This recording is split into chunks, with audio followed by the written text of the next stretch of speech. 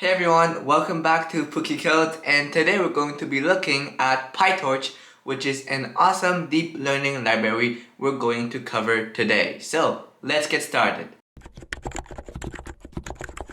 So I already have the code written out for now because I want to make sure that I made no mistakes during the video, but we're going to write it from scratch again. So the first thing we need to do is installing Pytorch, a Python package. So to do that, you just need to go on whatever you want and search download Pytorch, and you'll get it right here. It's going to show a beautiful thing like this orange select thingy, and you can just choose whatever you want. So if you're on Windows, you're going to click Windows here. If you're on Linux, you're going to choose Linux here. And I suggest that you take either Conda or pip if you want to. So take Conda if you're using Anaconda for Python. And if you don't know what that is, you can check my video about Anaconda that I'm going to put in the description. So I've already have it installed, so just follow these steps. And for compute platform, if you don't have a GPU, just make sure to put CPU on. And if you do have one, look at your version of your NVIDIA GPU, and it's going to say CUDA 10.2 or CUDA 11.1. So it all looks complicated and all, but if you don't have a GPU, don't worry about anything, just click on CPU and everything's going to be fine. Okay, so now is time to test if we have Pytorch installed. So you can use a terminal, open a terminal right here, and you're going to activate your Conda environment if you do use one. So as you can see here, I already activated my environment for machine learning, so I can do it again. Conda activate ml-env, and now you see I'm back to where I was. And to see if I have Pytorch installed, I can do Python import torch, and if there's no errors, then it means that everything is fine. So torch.version, and you'll see that I have the Pytorch 1.8.1 with CUDA 10.2. We're going to make a file, a new blank file called main.py in Visual Studio Code. So this is an editor that hopefully everybody is familiar with. And we can do, for example, print hello world, and we can also import torch and say print the Pytorch version is, and now I can do curly braces torch dot version. Of course I have to put an F here because it's an F string, and I want to put the value of torch dot underscore version in this string. So we can run this by doing python main.py, and as you can see I have hello world. The Pytorch version is 1.8.1 plus CUDA 10.2. So in Pytorch there's just one main thing you need to know, and that is the tensor. So a tensor could just be a list of numbers. So for example, axis is equal to torch.tensor, and now I can say 1, 2, 3, 4, 5, 10, 15 for example. I think I'm going to use this interactive shell because it's going to be easier to showcase. You can either do Python and it's going to put a Python shell, or you can also say IPython, and similarly it's also going to show a Python shell but prettier. So I zoomed in the screen to make sure that it's more clear, and now if I say for example 1 plus 1, it works. So I'm going to import torch, and for example I can say axis is equal to torch.tensor 1, 2, 3, and now if you look at axis, you see it's a tensor of 1, 2, and 3. I can do axis plus 5, I have 6, 7, 8. If I do axis times 2, I get the double. If I do, for example, axis plus 5, and I do 2 times axis plus 5, I also get 2 times that plus 5. So it's really easy to use Pytorch. You just define a tensor, put the values you want inside, and then you can just do whatever operations you want. There's also a nice thing called randn. So torch.randn will generate a random number from -1 to 1. So more precisely, it's going to generate a number using a specific distribution called the standard distribution. And if you look at it, for example, torch.random 1, this means that I want to take one number from that distribution, and I have 2.3774. As you can see, if I take more and more values, it keeps changing because it's random. I can also take multiple values, so torch.random 10, and now you can see I have 10. I can put 100, and you see those are all values. I can do the mean of this, so torch.mean, torch. Okay. So that was just Siri complaining. I don't even know how he listened to me, but let's continue. So torch.mean, torch.random 100, and now you see that the mean is approximately 0.04. And if I do 1,000, you'll see it's 0.04. If I do 10,000, it's minus 0.005 again. As you can see, it's just getting closer and closer to 0 as you generate more and more numbers. So now it's too many numbers to generate, so I'm going to take less time, and now you see that I have a mean of like 0.0001. That's pretty much all there is about Pytorch in terms of tensor and random. And now we're going to try to do a linear regression in Pytorch. So if you remember your maths, a linear regression is just a times x plus b. So you have the slope of the line and you have the y-intercept of that line, or also the bias if you want to call it. So it's what defines how you're going to shift the line upwards and downwards. It also represents the value of that line when x is equal to 0. How about, okay, I'm going to do y is equal to 2 times x's plus 5, and this is just going to generate a perfect line. So from x is going to be like this, and y is going to have a slope of 2 and a y-intercept of 5, so probably something like this. But we don't want a perfect line because nothing is perfect in real life, so we're going to add a bit of randomness to make it so that our line is a bit squiggly. So if we try to make a line through all the points, it will approximately pass through all the points, but not exactly through all of them. So plus torch.rand_n, and now I want to do the number of numbers here. So how can I get the numbers? How can I get the length of this tensor? Well, I can look at its shape. So I'm going to copy this line here in the, I'm going to copy this line here, and I'm going to do axis.shape. And as you can see, it returns to me a torch.size 7.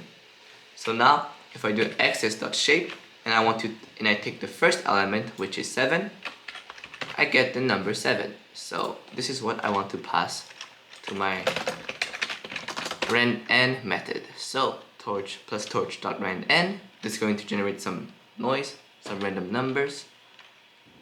Axis.shape 0. So this is it. And if we look at it, you can run it by doing ipython-i, and now you do main.py. So it's going to finish running, and then it opens a shell for you to test your variable. So x is equal to this, y is equal to this, and it looks pretty well. So 15 times 2 is 30, 30 plus 5 is 35, plus or minus some random numbers, and 34 is reasonable.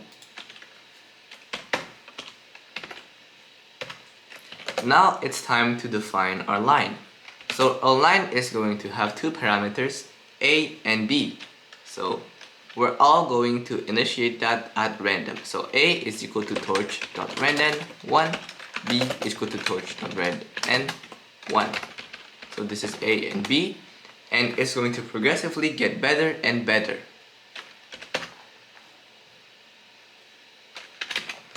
I'm now going to create a method called predict, which is going to accept some inputs, and I'm just going to return what the model would predict with a and b. So remember, this equation of a line is just A times the inputs plus B. So now we can see if our linear regression is fine. So we can do exit, and we can rerun it again, and we can do predict x's, and if you look at y's, you see it's not that bad. It's actually not so bad. So if you look at A, at least it's positive, so 1.82, kind of close for the first guess, and we have 5 instead of 1.5, so it's really not bad as a guess, and it's going to progressively get better. The next thing we need to do is find a way to measure how bad or how good our model is, and this is by using a metric that I'm going to call the mean squared error. And the mean squared error is defined to be the mean of the squared errors. So in practice, it looks like this. So I'm going to call a function called MSE for mean squared error. It's going to take the answers and what you predicted, and I'm going to subtract both of them. Let's say answers minus predicted because it looks prettier. Squared, and I'm going to return the mean of that. So return torch.mean answers minus predicted squared. So this is the mean squared error, and if we continue, we can look and see that we're going to start using these two methods. So we're going to have something that's going to say how bad our model is. So just let me run it again, and we're going to see if our first model is bad or not. If we look at A and B, they look kind of far off from what I expected. So predict x's, you see, compared to y's, they're pretty different. And if we wanted to measure difference between them, we can just do MSE, y's, and x's. And we get a mean squared error of 138.8255, which is pretty high. So now I'm going to do a small trick, which is to divide x's and y's by a number to make it so that they become smaller numbers from 0 to 1.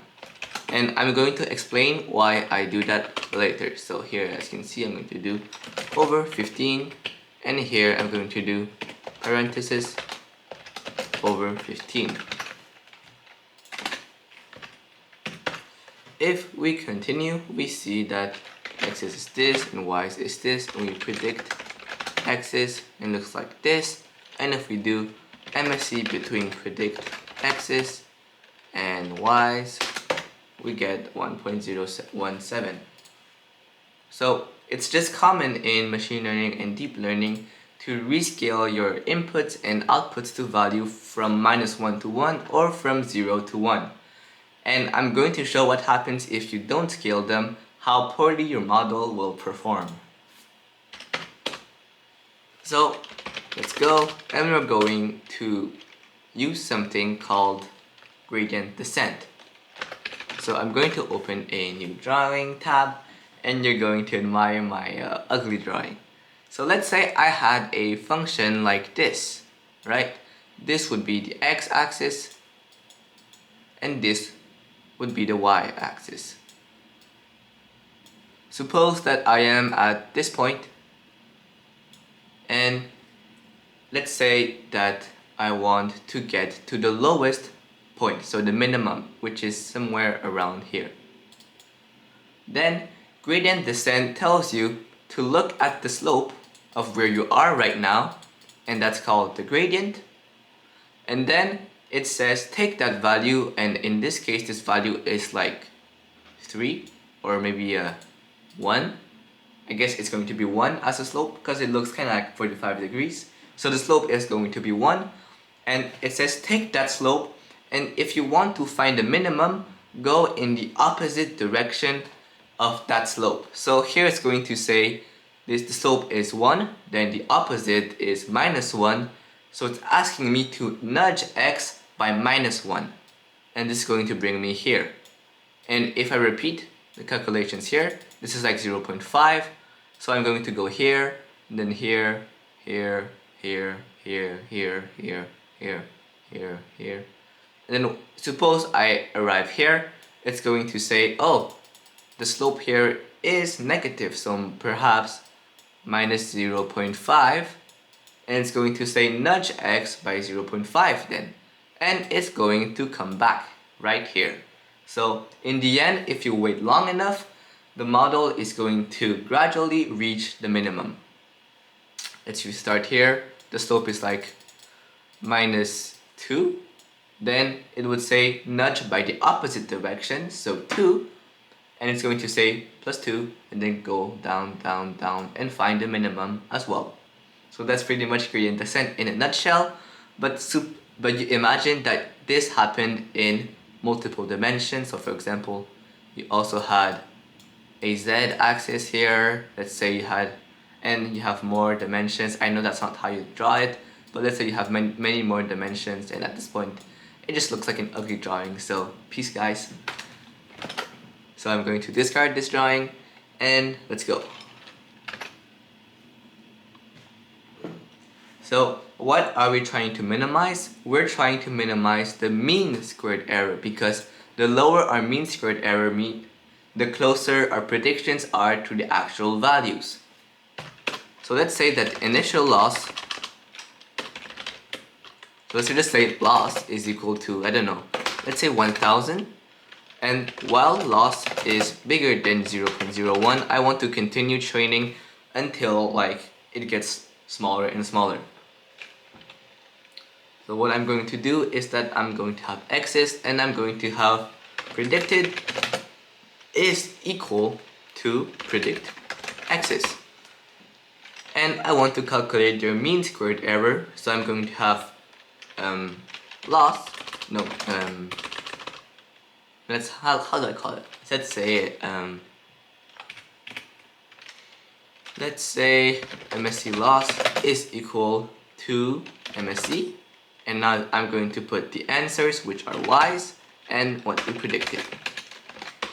Now I can print that loss by saying print loss, and say MSC loss dot item. So item is a method of any tensors, and it's just going to show that number. So if you had torch.tensor 5, torch.tensor 5 like this, if you did .item, it's going to just take the number inside of it, so 5. So it's a way of just converting it to a number and printing it.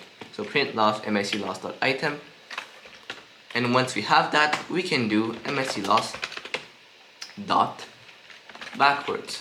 So it's going to calculate the gradients for A and for B, so that we're going to find by what value should we nudge A and by what value should we nudge B to get lower and lower mean squared errors. We have this, and we can just do A and B. We want to be able to calculate their gradient, so by default anything from Pytorch that are just created by default don't have gradients calculation on. So you want to enable that by doing A dot requires grad and B dot requires grad.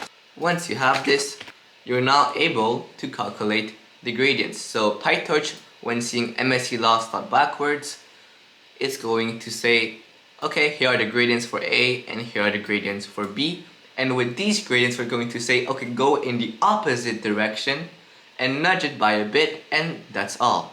I'm going to put a debugger here, so import ipdb.setTrace, and we're going to see what it looks like. So bool object is non-callable, so requires grad. That's great. Okay, now it better work. So we go, and there's no error, and now you see that tensor object has no attribute backwards. I'm pretty sure I put an extra s for nothing.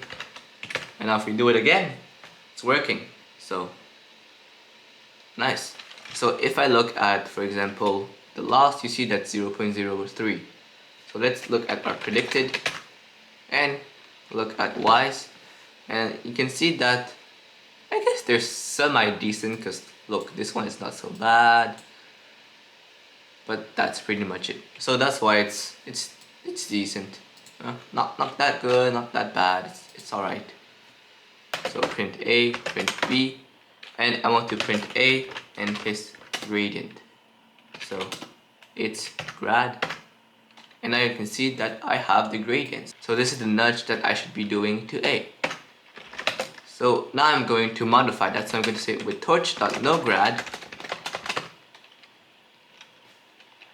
A is equal to A minus A.grad times a small number like 0.3, and B is equal to B minus B.grad times a small number like 0.3. The reason why I'm not putting torch.noGrad is because I don't want Pytorch to remember these steps, because I'm just changing the values to update them to become better. Alright, we have this, we have all that, and now we're ready to roll. I think I'm going to put these values smaller, so divide by 10, let's say 10. Let's go again, let's go, and we run it again. So tensor object is not callable, and it's probably because it's not the method, so sorry guys. And one thing that I think that should be it. Let's see. Nope. Why did I exit that terminal? Alright, so Python main.py, Python main.py.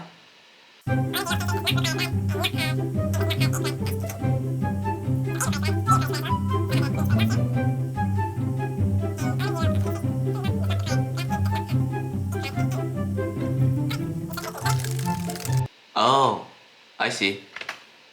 So after I disable the grad, I have to put it back. So A dot require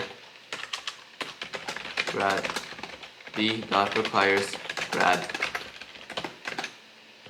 Perhaps this will work. Yep, now it's working. So the reason was that I had to put back A that requires grad and B that requires grad after. So I'm just going to remove the useless debugger here, and let's admire our beautiful line. So I mean, it's not really helpful because as you can see, there is a lot of values here. So I'm going to let's say make it slightly hard, make it again. Now you can see it always converts to like 0.01, and we can just look at what it looks like. So loss is equal to MSC loss item. I forgot to do that because the loop would always run. So now this is an actual real run, so the loss is equal to 0.97, and as you can see it progressively gets smaller and smaller and smaller because we're doing gradient descent. And now we can print it. So I'm going to use import matplotlib.pyplot as plt, and at the end of it I'm going to say preds are equal to predict what? Predict x's, and I'm going to say plt.plot x's.detach y's.detach plt.plot x's.detach preds.detach .cpu.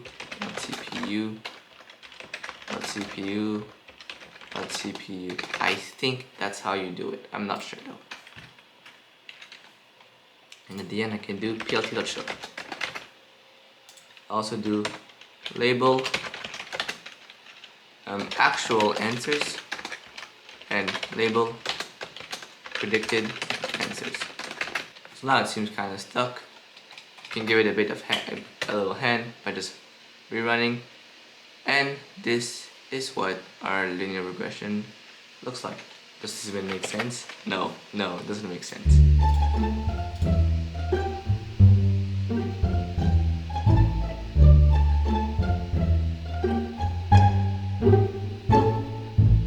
Those are the the actual answers, and this is the straight line. Okay, makes sense, makes sense. If we remove the noise, so here, it should get it perfectly. If it doesn't, I will be really disappointed. So now these are the actual answers, and this is what it predicted. So if we gave a lower threshold, so if it was bigger than, let's say only after it's bigger than 0.0001, then maybe that would be much better. So you can see after training and it has a much lower loss, it's pretty much nearly a perfect fit, and you can go on and on and on. So 0.0000000001. Now you can see perfect fit. You don't even see the line, and that's pretty much how you do linear regression. So the reason why it looked all weird before was because I was adding way too much noise, so it was distorting the line way too much to make it weird. Thanks for watching. If you like these long videos, like, subscribe, do all that good stuff, and I'll see you in another video on another video about Pytorch. So, bye bye!